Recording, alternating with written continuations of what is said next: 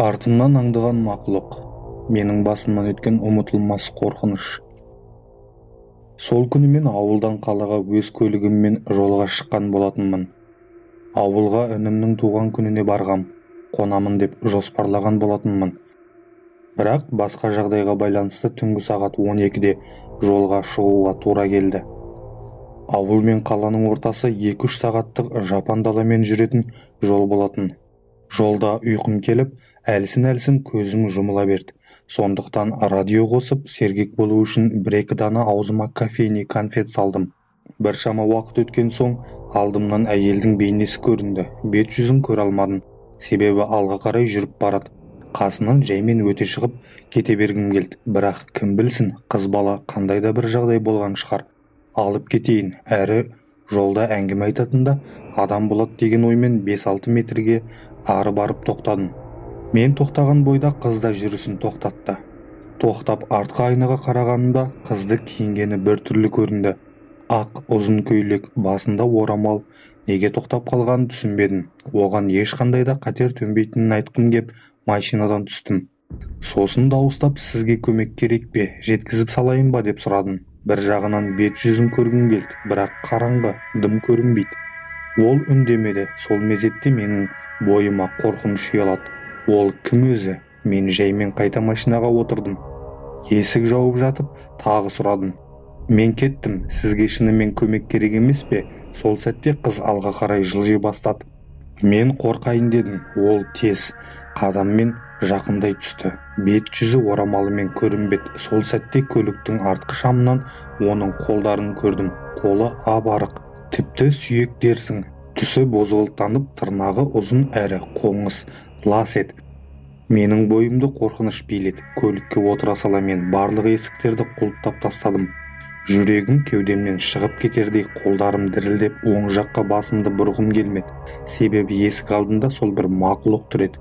Кенет көлік қызбай қалды. Тук-тук-тук. Ол терезені соға бастады. Мен отырған күйі қорқыныштан қатып қалдым. Терезеге қарағаным сол еді. Қыз деп ойлаған нәрсе жігітке ұқсас, тіпті айыру мүмкін емес. Ол қап-қара көздерімен маған тура қарап тұрды. Бет терісі солып қалған, көгерген, тістері ұзын, сөзбен айтып жеткізу мүмкін емес мақұлық еді. Мен қолым дірілдеп кілтті бұрып көлікті қыздырдым. Тук-тук-тук. Тағы соқты. 2-3 минуттан кейін жылдамдығы 100-ден асты. Баса бердім. Сосын сәлде болсын өз-өзіме келдім. Бірақ бұл ұзаққа созылмады. Оң жақтағы терезеден біреудің маған қарап тұрғанын сездім. Жылдамдық 150 км/сағат болатын, бірақ ол жанымда жүгіріп келеді. Менің көзіме жас келе бастады. Мен көлігімнен дауыстап тез жүруін сұрадым. Маған бұл мақұлық бір сәтте терезеден секіріп кіріп, мені жоқ қылатындай көрінді.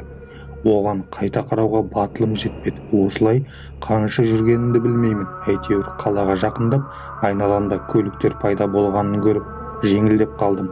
Сонда да оянып кетіп, мұның бәрі түс болғанын қаладым. Жоқ, бұл шын. Мен қала ішіне кіріп, өз үйіме жақындадым. 5-ші этажда тұрам. Көлігімді тұраққа қойып, шықпай айналама тағы қарадым. Жақын жерде бір топ жастар жүр екен. Соларды көріп, батылдық жинап, подъезге кіріп, үйге жеттім. Үйде жалғыз тұрамын. Тездетіп ұйқыға жаттым. Кенет тағдағы көлігімнен сигнал ойнап жатты. Оянып кеттім. Жаңағы жастар шығар деп кілт алып терезеге жақындағаным сол еді. Көргенімнен қолымдағы кілт жерге түсіп кетті. Көліктің жанында тұрған сол еді. Жаңағы мақұлық. Оның назары менің тереземде. Мен келесі бөлмеден фотоаппарат алып, оны түсіріп алдым. Ол сол күйі маған қарап тұрды. Мен өз-өзіме келу үшін жуынатын бөлмеге бардым.